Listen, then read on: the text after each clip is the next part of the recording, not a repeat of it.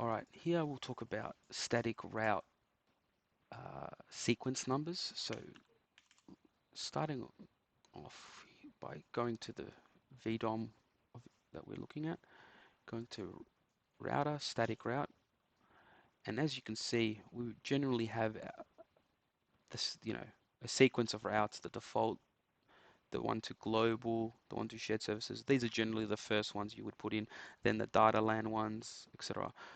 What I've started noticing, actually, what I started doing, and I would like to get us to do this moving forward, would be for any client-specific routes that pertain to going via a tunnel or that aren't, normal standard routes that you'd normally include in a VDOM.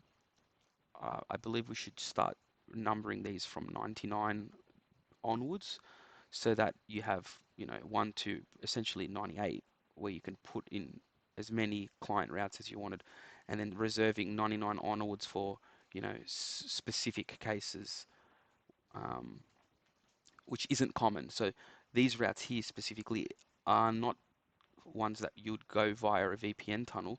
These are actually routes that point back into the VRF to allow your Wi-Fi network to get access to resources via the tunnel. So in an example, if we could bring up a diagram,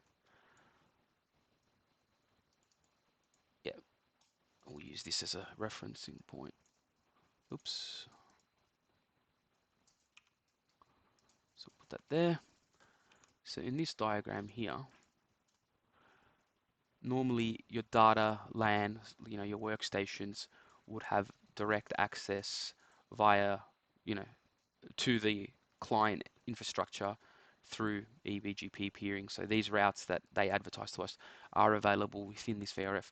But if you had a Wi-Fi network like you do with like Vocus or Pepper in this case, where that network does not have direct access, like a Wi-Fi computer, a laptop does not have direct access to these same resources, what we are relying on is routing from this VRF through the firewall back into the regular instance of the VRF to then access these resources. So in this case, the firewall itself needs to have some concept of these routes here. So the way we do it is at the moment is fairly manual. So here I've managed to summarize all of their routes into three, you know, broader summary routes, so that when traffic leaves the Wi-Fi network, enters the firewall knows to route it back into the main VRF instance and out towards the client resource.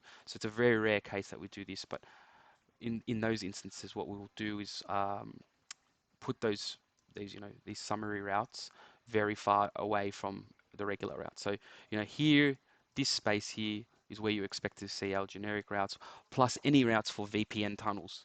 They're fine to be grouped in with the rest, but anything like this, where it's very rare, we just keep them further away. So that's something that you need to start doing.